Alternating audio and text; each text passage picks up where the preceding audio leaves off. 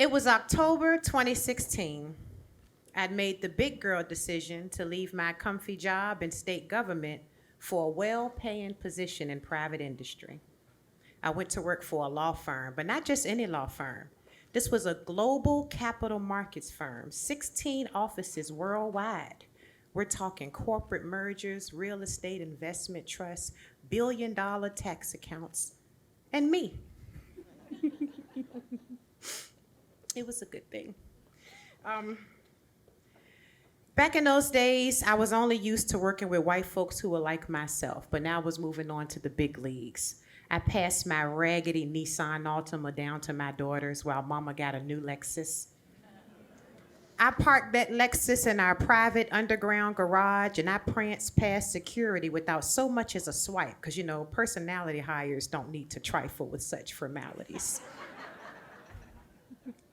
There were 9 attorneys in all, and they were all nice in the way that you're nice to people that you only see when you actually focus on them.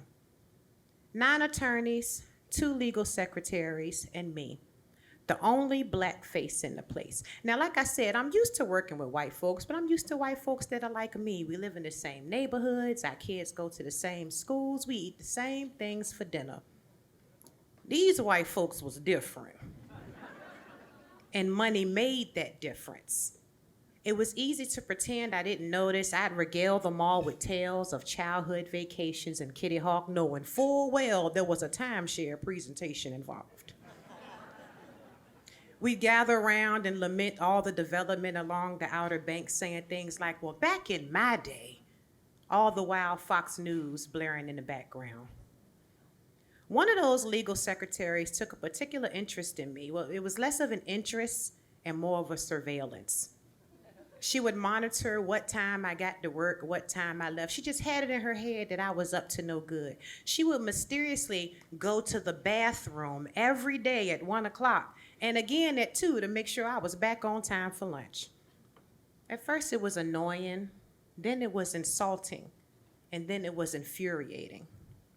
Finally, I reported it to HR, which resulted in the most anticlimactic Zoom meeting in all of administrative history. That November, the nation reeled as Donald Trump was elected president. That same legal secretary showed up to work the day after the election with 2 bottles of Trump champagne. The attorneys all toasted the victory and what it meant for their tax brackets. It felt a little different for me. And I'm not proud of it, but I think I started to shrink a little bit. I left the office each day exhausted from being black in the workplace. I developed a persistent cough, undoubtedly attributed to the amount of weed I had to smoke to stay sane.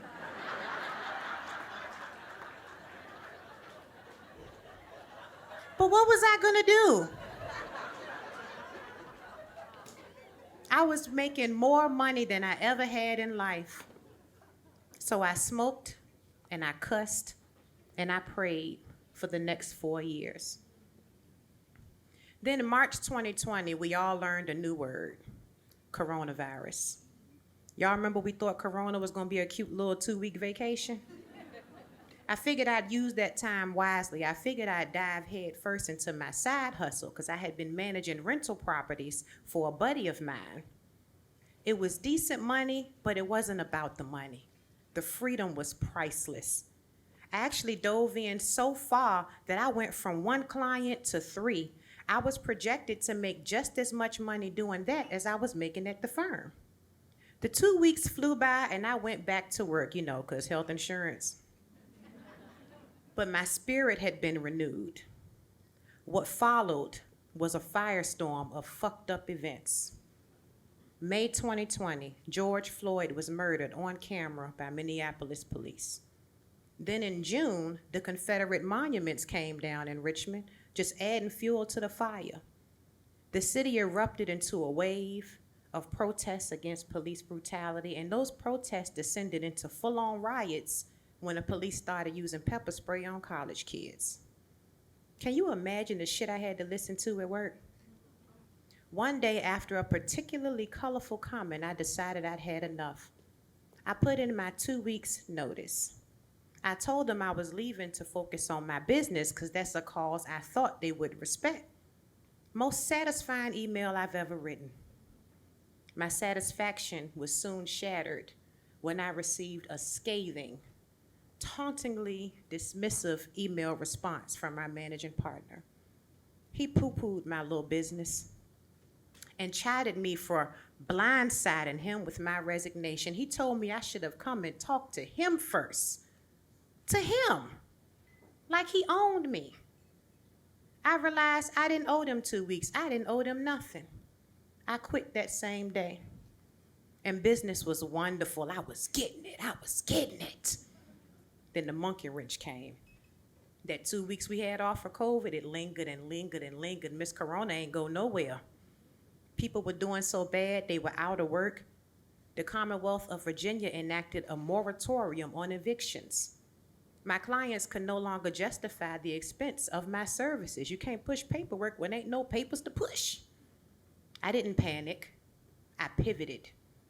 One day, my biggest client called and said he needed to get some carpet replaced in the unit. I said, what's the budget? He said, $600. I said, what? I needed that $600. And my daddy showed me how to lay carpet. So instead of doing administrative stuff, I had now pivoted to being responsible for maintenance and repairs.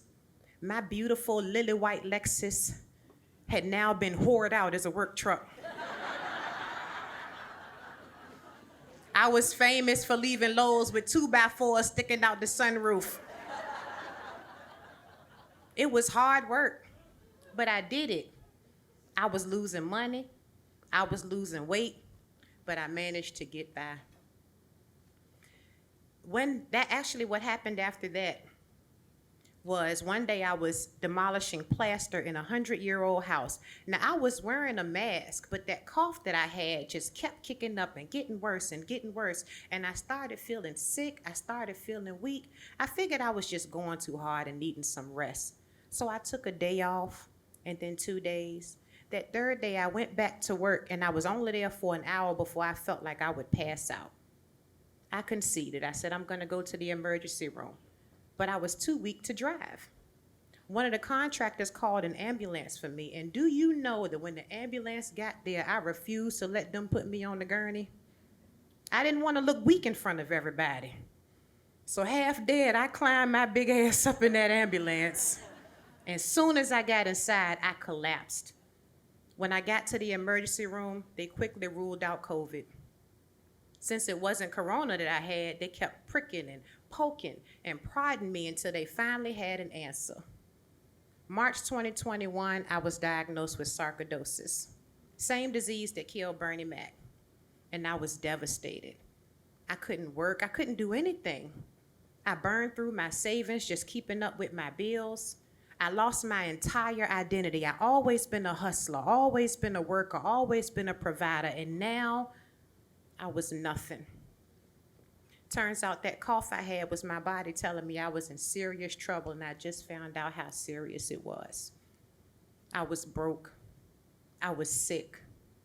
I was ashamed. Couple months into me recuperating, I got a call from a buddy of mine who's a comedian. His name is Mike J. And he had always encouraged me to try stand-up comedy, and I dismissed it like, that's not for me. I'm just conversationally funny. But one day he called and said he was producing a comedy show and he wanted me to perform. He said it paid $50 for 10 minutes and I needed that $50. Baby, I tore up what was left of that Lexus to get to that stage. And once I got to the stage, the show was amazing. It was amazing. Everything went perfect. And when I realized that I could make money being funny, I was on every stage they would let me on. I would show up to the venue with barely enough gas money to get home, nebulizer in tow. And the comedy gods were pleased. I was able to keep the lights on a little bit longer, but that's not what kept me going. What kept me going was I realized that being on stage was the only time I felt like I was doing something right. It was the only time I didn't feel like a failure.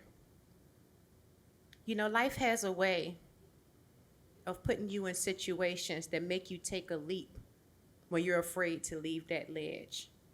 Comedy took me from feeling broken to feeling boundless. 5 short years after that first show, I've hit career milestones I never dreamed were possible. Just last month, I released my debut comedy special on Apple TV and Amazon Prime. Thank you.